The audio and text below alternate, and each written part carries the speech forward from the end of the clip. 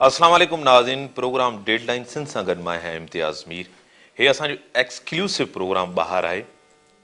अॼु जा असांजे जेके महिमान आहिनि उहे आफ़ाक़ अहमद साहब आहिनि, चेयरमैन आहिनि मुहाजिर कौमी मूवमेंट जा। सर, आपको वेलकम करते हैं अपने प्रोग्राम में, आपने टाइम दिया। आपकी जब 7 साल जेल में रहने के बाद जब आप बाहर आते हैं, आपके ऊपर ज़्यादा प्रेशर था बाहर भेजने का, मुल्क छोड़ने का।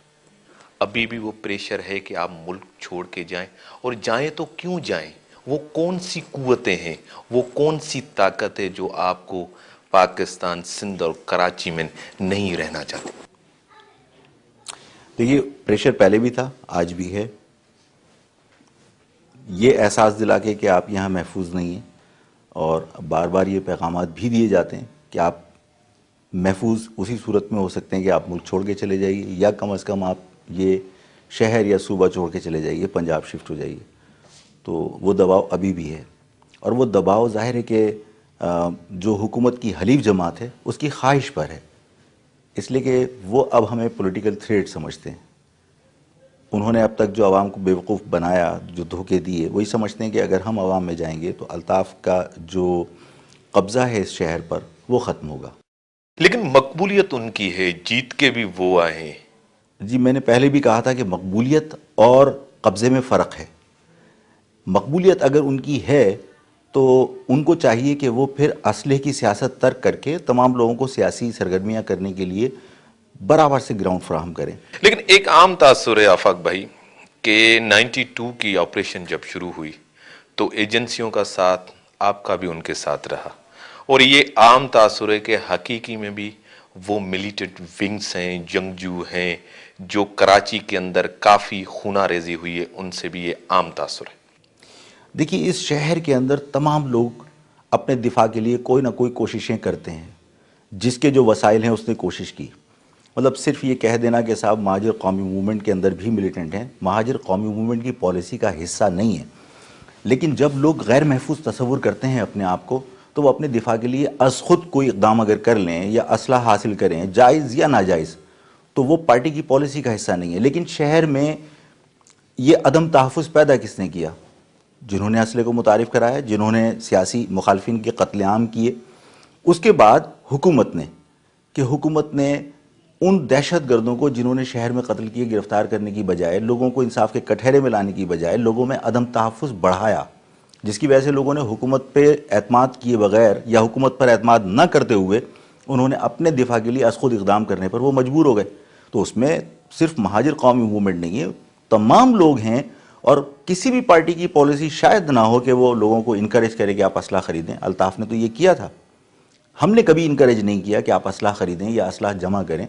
लेकिन अगर कोई अदम तहफ़्फ़ुज़ का शिकार है और आज खुद को इक़दाम करता है तो आफ़ाक़ अहमद को रोक नहीं सकता। लेकिन इल्ताफ़ भाई, कि आपके साथ कोई इस हवाले से कोई सुलहनामा, कोई आप आएँ, बैठ के साथ चलें, कोई कभी जेल में थे या अभी कोई इस तरह के ताल्लुकात? जेल में मुझे राब्ते भी किए गए और कन्विंस करने की कोशिश की, और मैंने बहुत ही हम्बली उनको ये सजेस्ट किया कि जनाब आप अल्ताफ़ साहब को मशवरा दीजिए कि वो अपना पासपोर्ट, जो बरतानिया का पासपोर्ट उन्होंने फ़ख्र या तस्वीरें खिंचवाई थी, उसको सरेंडर करें, लात मारें और पाकिस्तानी पासपोर्ट पे पाकिस्तान आ जाएं। पैगाम क्या लेके आया था? किस पॉइंट पे हम साथ मिलें? कोई पॉइंट ज़ाहिर है उनके जहन में ये था कि जनाब ये वक्त है और इस वक्त पूरी महाजिर कौम को एक हो जाना चाहिए, और अब जो है वो इंटरनेशनल कम्युनिटी की सपोर्ट है हमें, और हम अब जो है वो कोई ना कोई फ़ैसला कुन मरहले में दाखिल हो चुके हैं। मकसद सिर्फ यही था कि अब अलहदगी बहुत करीब है। तो मैंने यही कहा कि देखो, अलहदगी का तो तसव्वुर ही करना छोड़ दो। दूसरी बात यह है कि अगर वो महाजिर सियासत या महाजिर आवाम के हुकूक़ के हुसूल की जद्दोजहद करना चाहते हैं तो वो पाकिस्तानी पासपोर्ट पर बरतानवी पासपोर्ट सरेंडर करके पाकिस्तान आ जाए। मैं उनके शाना बशाना काम करने को तैयार हूँ। लेकिन वहाँ बैठकर भी अगर वो महाजिर सियासत करेंगे तो मैं उन पर यकीन नहीं कर सकता, इसलिए कि बरतानवी पासपोर्ट हासिल करने से पहले उन्होंने वहाँ की मलका की वफ़ादारी का, उनके मुल्क की वफ़ादारी का हल्फ उठाया। उनके मुल्क के मफाद अगर इसमें है कि पाकिस्तान को तोड़ दो तो उनको वफ़ादारी वहाँ निभानी है। आप अलग हो रहे हैं, जितने भी साथियों ने अलग करने की कोशिश या की उनको या तो मारा गया। किसने मारा ये आपको पता है या आप खुद बताएंगे? आप आज जो बात कर रहे हैं मुहाजिरीन के हुकूक की, ان کے ساتھ جو ناانصافی ناجائزی ہو رہی ہے، اس پوائنٹ کے اوپر آپ ایم کیو ایم سے الگ ہوئے، انہوں نے متحدہ بنایا، آپ مہاجر قومی موومنٹ میں. ایک پوائنٹ نہیں تھا صرف کہ متحدہ بنائی اور ہم الگ ہوئے.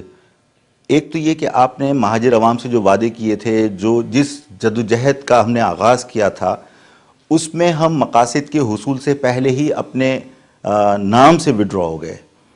اصل وجہ تو یہ تھی کہ ہمیں اپنی شناخت چاہیے تھی، اس لیے کہ ہمیں سندھی تسلیم کرنے کو اس وقت تیار نہیں تھا، پنجابی ہمیں پنجابی تسلیم کرنے کو تیار نہیں تھا، اور ہم چاہتے تھے کہ جس طرح سندھی کی شناخت ہے، جس طرح پنجابی کی شناخت ہے، اس کے کلچر کی بنیاد پر، اس کی زبان کی بنیاد پر ہماری بھی اپنی شناخت ہو.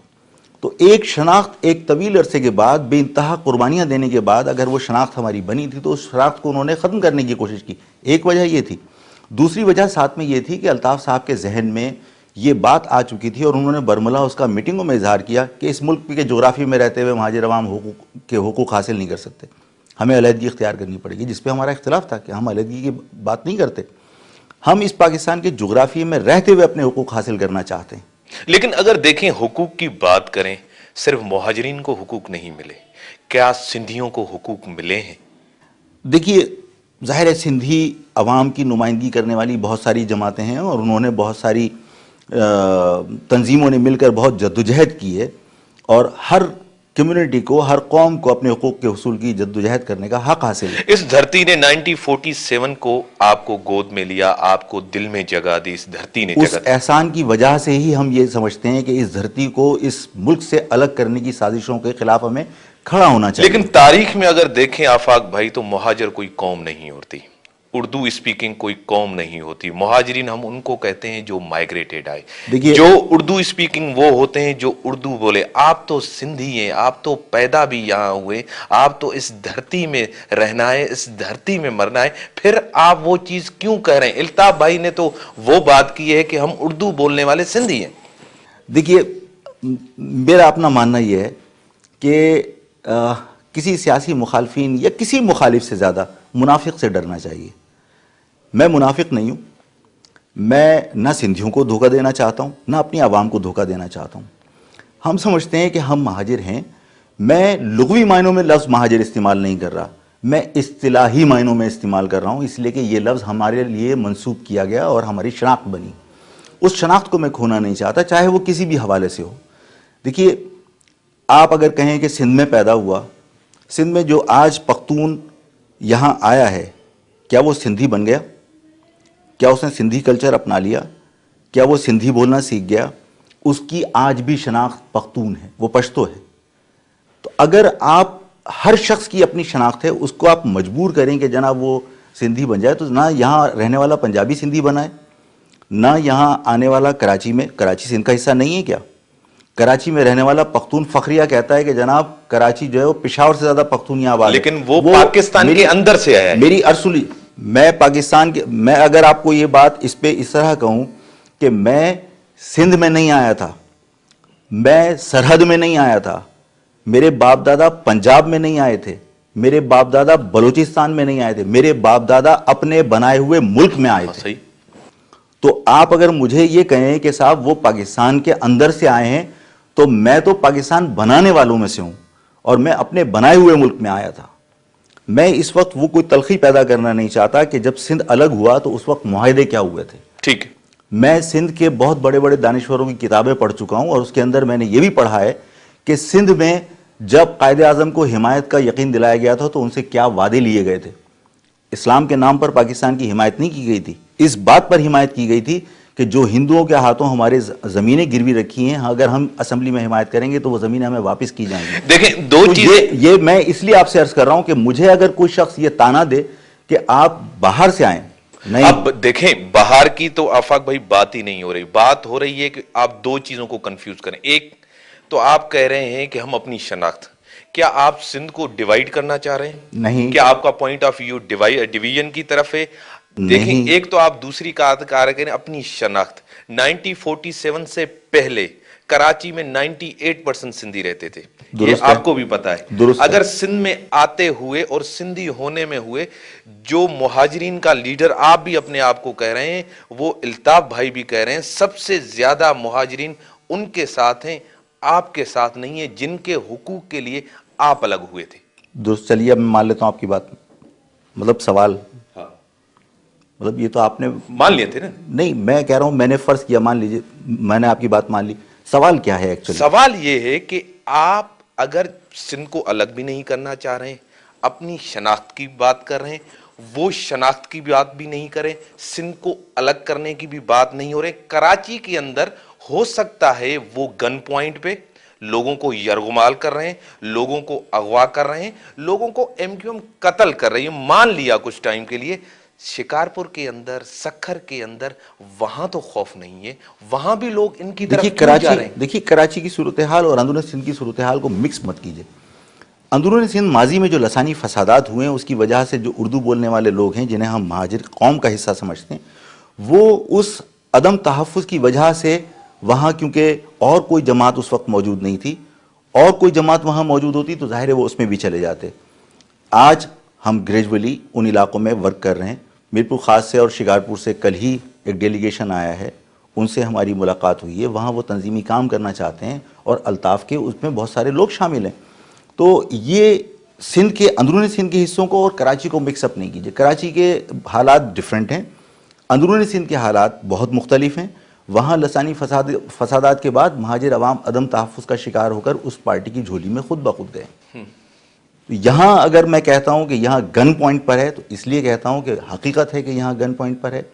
آپ کراچی کے اندر اسلحے کی سیاست ختم کر دیجئے، یا ہم جو ڈی ویپنائزیشن کی بات کرتے ہیں ڈی ویپنائز کراچی ہو جائے، اس کے بعد الطاف اگر اپنا مینڈیٹ برقرار رکھ لے تو میں سیاست چھوڑ دوں گا۔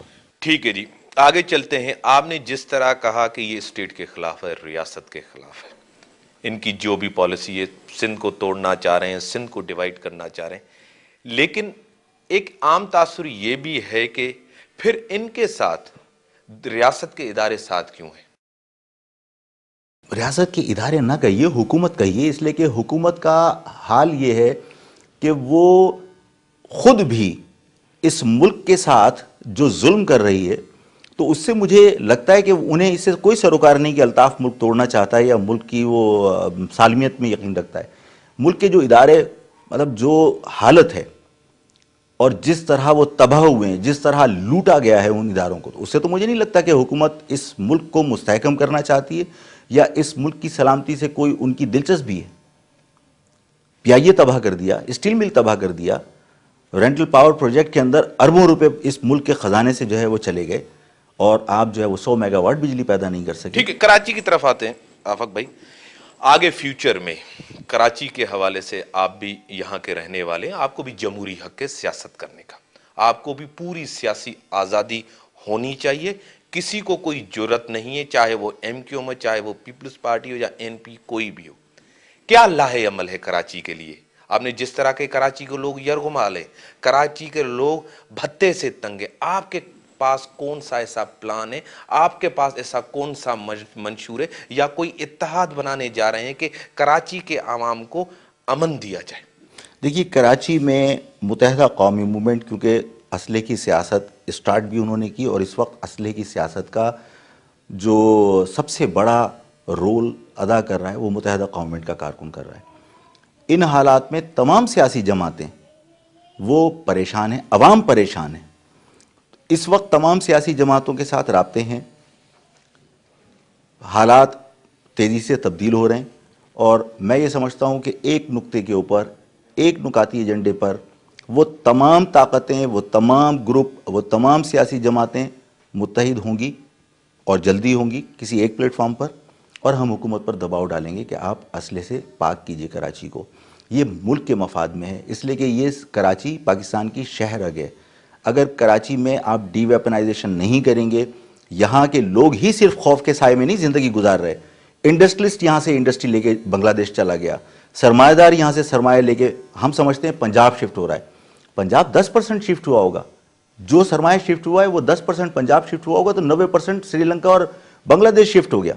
بریک کا ٹائم ناظرین، بریک جو ٹائم تھا، بریک کھاں پوءِ अचूं था इन खे वधीक डिस्कस करणु।